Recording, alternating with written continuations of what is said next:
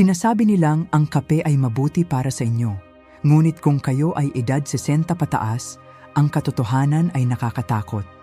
May mga kapeng nagpapataas ng kolesterol at panganib sa stroke. Huwag mag-alala, narito ako upang ibunyag ang 4 na masamang kape at 4 na ligtas na pagpipilian para sa inyong puso at isipan. Tara, alamin natin ang tunay na siyensya. Listahan ng na mapanganib na uri ng kape. Mga kaibigan, simulan natin ang ating paglalakbay sa isang bagay na madalas nating makita sa mga istante ng ating mga kusina dito sa Amerika. Ang mga flavored instant coffee mixes. Maaaring ang paborito ninyo ay ang French vanilla o ang masarap na hazelnut na nakapaloob sa mga maliliit at makukulay na pakete. Mukhang napakadali nilang ihanda. Isang buhos lang sa tasa, lagyan ng mainit na tubig at tapos na. Ngunit bilang inyong doktor na nagmamalasakit, kailangan kong sabihin sa inyo ang masakit na katotohanan. Ang kaginhawaang ito ay may kapalit na unti-unting pagkasira ng inyong mga bato o kidneys. Bakit ko ito sinasabi? Ang mga instant coffee na ito ay hindi lamang kape. Sila ay punong-puno ng mga kemikal na tinatawag nating propylene glycol. Alam ba ninyo kung ano ito? Ito ay isang sangkap na hango sa petrolyo na ginagamit din sa mga produktong pang-industriya para matunaw ang mga artipisyal na lasa. Bukod pa rito, nagtatago rin sa loob ng bawat sachet ang mga trans fats o ang tinatawag na hydrogenated palm oil. Ang mga ito ay mga silent killer na sadyang idinisenyo para maging masarap ang inumin, ngunit napakasama para sa inyong daluyan ng dugo. Pag-usapan natin kung bakit ito nagiging lubhang toxic para sa atin na nasa edad 60 pataas. Habang tayo ay tumatanda, ang ating mga organ ay hindi na kasing liksi noong tayo ay nasa edad 20 pa lamang. Ang inyong mga bato ay mas mabagal na sa pagsala ng mga dumi. Kapag uminom kayo ng mga kemikal na ito, hindi na sila mabilis na nailalabas ng inyong katawan. Sa halip, sila ay naiipon sa inyong system at nagiging sanhi ng pamamaga. Samantala, ang ating katawan sa ganitong edad ay mas nahihirapan na ring magproseso ng asukal. Kaya ang mga kemikal na ito ay direktang umaatake sa inyong metabolismo. Nararamdaman niyo ba ang madalas na pagkapagod? O ang biglang pagbagsak ng inyong lakas o yung tinatawag nating pagbagsak ng asukal matapos uminom ng kape? Marahil ay napapansin ninyo ang brain fog o ang tila pagkalito ng isipan. O ang pamamanas ng inyong mga binti at paa. Huwag ninyong isipin na bahagi lang ito ng pagtanda.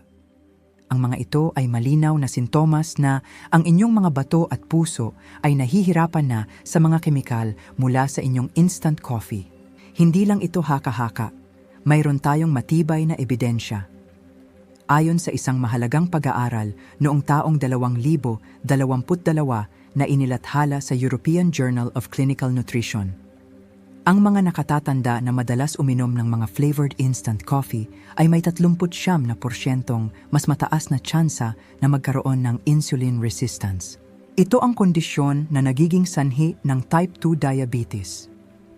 Isang sakit na nagpapahirap sa sirkulasyon ng dugo at nagpapahina sa inyong immune system.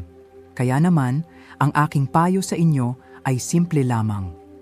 Mangyaring itigil na ang pagbili at pag-inom ng mga flavored instant packets na ito. Buksan ninyo ang inyong mga cabinet at tingnan ang mga label. Kung nakakita kayo ng mga salitang hindi ninyo mabigkas o mga sangkap na hydrogenated, itapon na ninyo ang mga ito sa basurahan. Ngayon na, huwag nang hintayin ang susunod na check-up. Sa halip na gumamit ng mga artificial na timpla, maaari nating gamitin ang mga natural na pampalasa na mayroon na tayo sa ating mga kusina. Ang tunay na vanilla extract o ang mga natural na spice gaya ng kanela ay hindi lamang nagbibigay ng masarap na lasa. Sila ay mayaman din sa antioxidants na tumutulong sa inyong puso. Ang pagkain o natural na sangkap ay ang pinakaligtas na paraan para makuha ang sarap na hinahanap ninyo nang hindi isinasakripisyo ang inyong kalusugan. Naaalala ko ang aking pasyente na si Mary, isang masayahing lola na 72 taong gulang. Si Mary ay laging nagrereklamo ng mabilis na pagtibok ng puso at tila palaging balisa o bulto sa umaga. Noong sinuri namin ang kanyang dieta, nakita namin na uminom siya ng 3 tasa ng French vanilla instant coffee bawat araw. Noong itinigil namin ang kanyang instant coffee at pinalitan ito ng purong brewed coffee na may kaunting totoong vanilla. Sa loob lamang ng 2 linggo, nawala ang kanyang kaba at bumalik ang kanyang maayos na pagtulog. Sabi niya sa akin, "Doc, akala ko ay tumatanda lang ako. Iyon pala ay ang kape ko lang ang may gawa." Kaya naman mga kaibigan, narito ang inyong praktikal na hakbang para bukas ng umaga. Ugaliing uminom muna ng 1 baso ng maligamgam na tubig bago ang inyong kape para gisingin ang inyong mga bato. Pagkatapos, gumamit lamang ng purong kape at magdagdag na lamang ng natural na pampalasa kung nais ninyo ng tamis o bango. Sa ganitong paraan, masisiyahan kayo sa inyong kape ng may kapayapaan sa inyong puso at isipan. Mensahe numero 2, ang artificial na coffee creamer ay hindi gawa sa dairy. Sino ba naman ang hindi gusto ng maputing kape? Maraming senior ang gumagamit ng mga non-dairy creamers dahil iniisip nilang mas malusog ito kaysa sa gatas, lalo na kung sila ay lactose intolerant. Ngunit ang totoo, ang bawat kutsara nito ay parang isang cocktail ng mga kemikal na hindi naman dapat kinakain ng tao. Ang pinaka-nakakatakot na sangkap dito ay ang titanium dioxide. Ginagamit itong pampaputi, ngunit alam ba ninyo na ginagamit din ito sa mga pintura para sa bahay? Ang chemical na ito ay nagdudulot ng matinding stress sa ating mga cells at pinapabilis ang ating pagtanda. Kasama pa rito ang mga omega-6 fats na nagdudulot ng pamamaga o inflammation sa buong katawan. Para sa atin na nasa edad na, ang pamamaga ay ang ugat ng marami nating nararamdaman. Kung bakit masakit ang inyong mga tuhod sa umaga, o kung bakit tila lagi kayong nalilito at nakakalimot. Maaaring dahil ito sa inyong creamer. Ang sobrang omega-6 ay nagnanakaw ng talas ng inyong isip.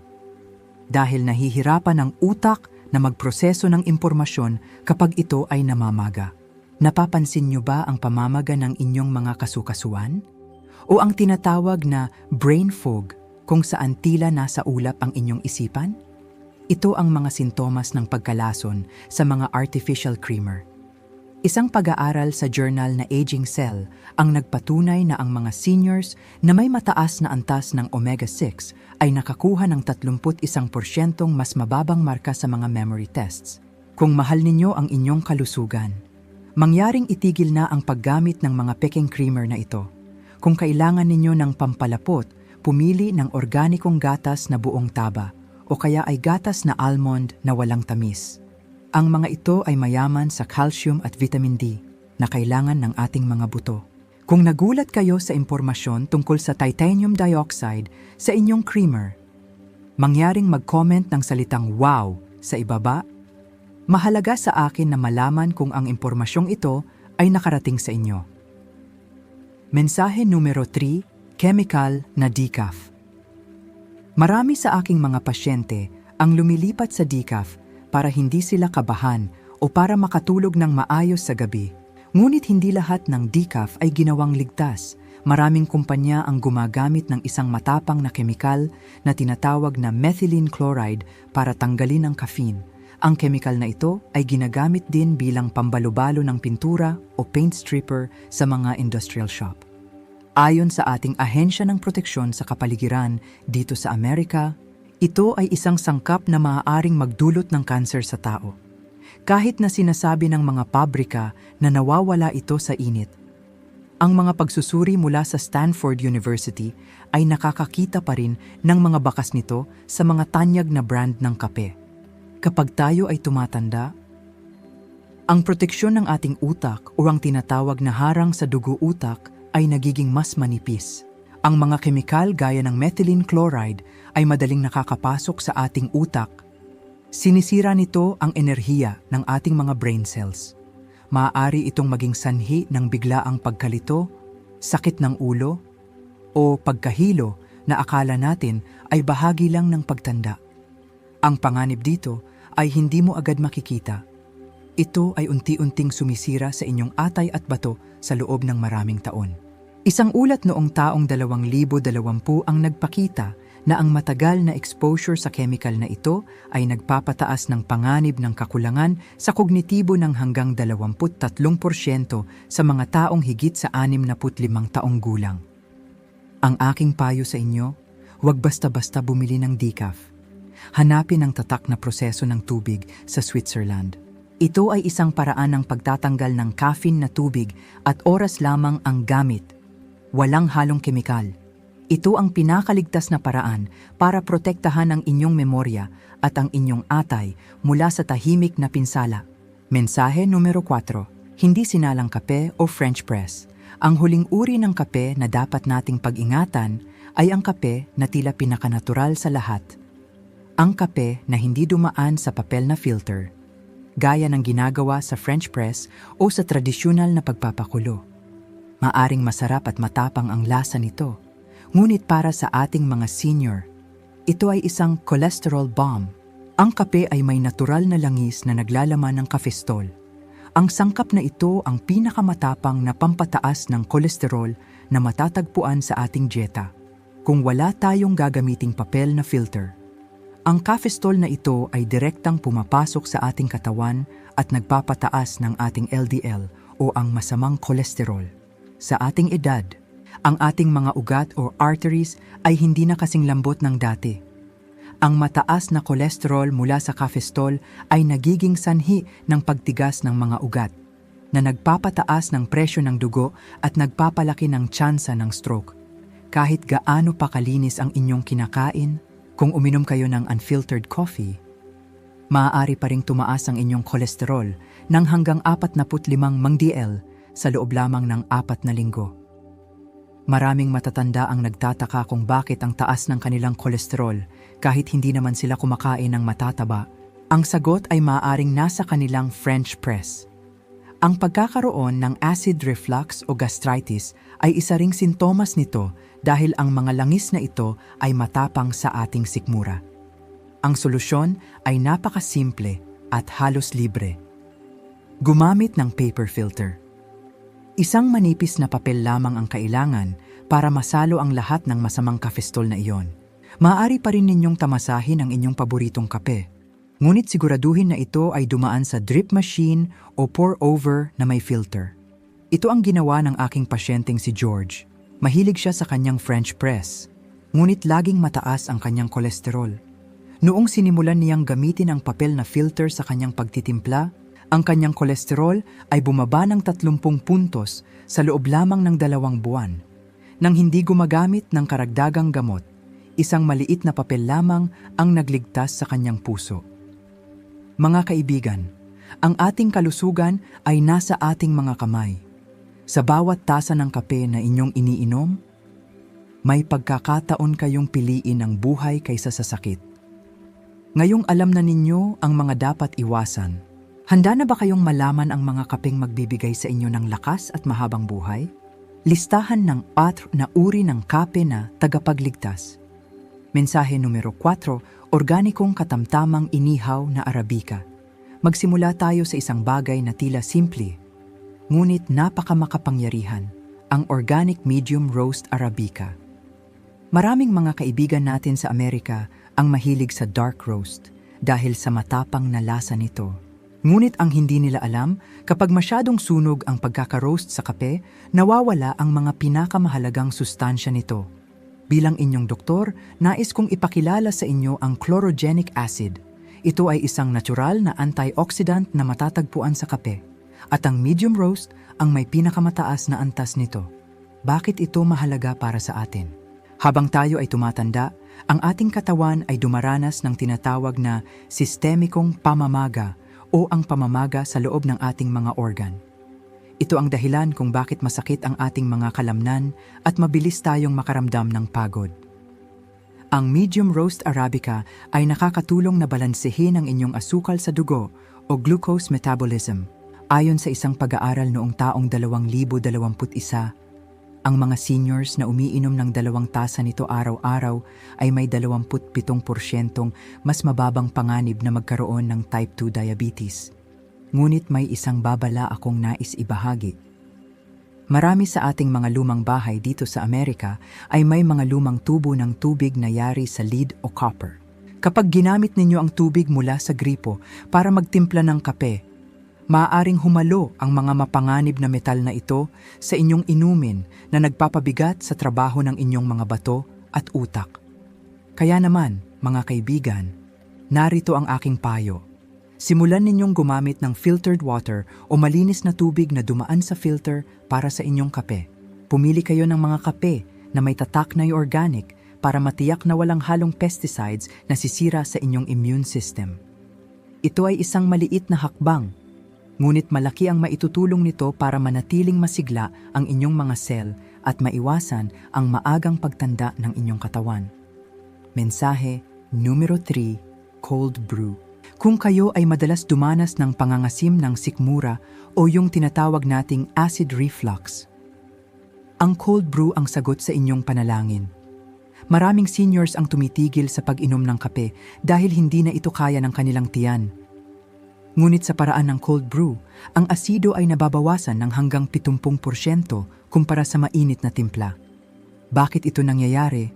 Kapag gumamit tayo ng mainit na tubig, inilalabas nito ang mga mapapait na quinic acids na nagpapasakit sa ating tiyan. Ngunit sa cold brew, ang kape ay binababad sa malamig na tubig sa loob ng 24 na oras. Ang resulta?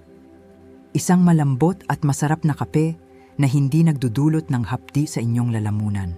Ngunit higit pa sa tiyan, may sikretong hatid ang cold brew para sa inyong paningin. Ito ay mayaman sa melanoidins, mga compound na nabubuo sa mabagal na proseso ng pagkuha ng kape. Ang mga molekulang ito ay nakakatulong na protektahan ang ating mga mata laban sa pagkabulok ng makular na may kaugnayan sa edad o ang paglabo ng paningin dahil sa edad. Isang pag-aaral sa loob ng 5 taon ang nagpakita na ang mga nakatatanda na umiinom ng cold brew ay may 31% mas mababang tsansa na mawalan ng paningin. Isang mahalagang paalala, ang ating atay o liver sa edad na 60 ay 33% mas mabagal magproseso ng caffeine kumpara noong tayo ay 30 taong gulang pa lamang. Dahil ang cold brew ay isang concentrate, maaari ninyong kontrolin ng husto ang dami ng inyong iniinom. Huwag kayong matakot na subukan ito. Napakadali nitong gawin sa bahay. Maaari kayong gumawa ng isang malaking batch at itabi ito sa inyong refrigerator sa loob ng 2 linggo. Hindi na ninyo kailangang humarap sa mainit na tubig o komplikadong makina araw-araw. Isang buhos lang, dagdagan ng kaunting tubig, at handa na ang inyong inumin para sa mas malinaw na paningin at mas kalmadong sikmura. Mensahe numero 2. Kape na may collagen peptides. Ito marahil ang pinakapaboritong payo ko para sa aking mga pasyenteng mahilig mag-gardening o maglakad-lakad sa parke. Ang pagdaragdag ng isang scoop ng mga hydrolyzed collagen peptide sa inyong kape ay parang paglalagay ng langis sa mga kalawid na bisagra ng inyong katawan. Habang tayo ay tumatanda, ang ating katawan ay unti-unting nawawalan ng kakayahang gumawa ng collagen. Ito ang dahilan kung bakit nagiging tuyo at kulubot ang ating balat. At kung bakit tumitigas ang ating mga kasukasuan or joints. Ngunit ang kape ay may kakayahang pabilisin ang sirkulasyon ng dugo, na siyang naghahatid ng mga collagen na ito sa ating mga buto at balat ng mas mabilis. Isang pag-aaral noong taong 2020 ang sumuri sa mga nakatatanda na may edad na 60 hanggang 75. Ang mga uminom ng 10 gramo ng collagen kasabay ng kanilang kape araw-araw ay nakakita ng 40% paggaling sa kanilang joint mobility at nabawasan din ang pananakit ng kanilang mga kalamnan. Hayaan ninyong ikwento ko sa inyo ang tungkol kay Sarah.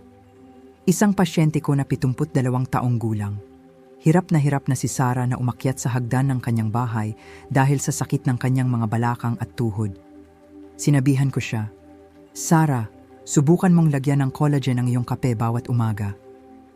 Matapos ang 3 buwan, tuwang-tuwa siyang bumalik sa aking opisina. Nakakaakyat na siya ng hagdan nang hindi gumagamit ng baston at mas bumata ang hitsura ng kanyang balat. Kaya naman, mga kaibigan, huwag nang mag-atubili. Ang collagen ay walang lasa at madaling matunaw sa mainit na kape. Siguraduhin lamang na ang pipiliin ninyong collagen ay mula sa grass-fed na mga hayop o wild-caught na isda para sa pinakamataas na kalidad. Simulan ninyo ito bukas at mararamdaman ninyo ang gaan sa bawat hakbang. Mensahe numero 1, kape na may MCT oil at Ceylon cinnamon. At ngayon, narito ang itinuturing nating hari ng lahat ng kape para sa mga nakatatanda.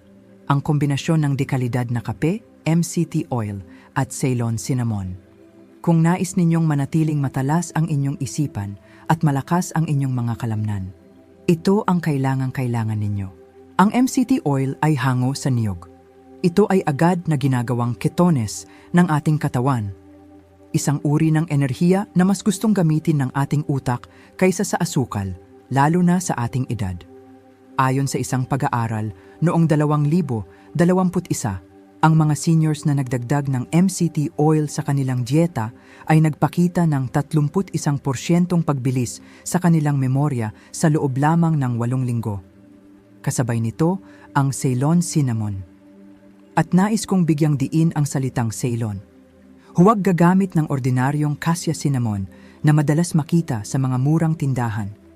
Dahil ang Ceylon ang tinatawag nating tunay na cinnamon.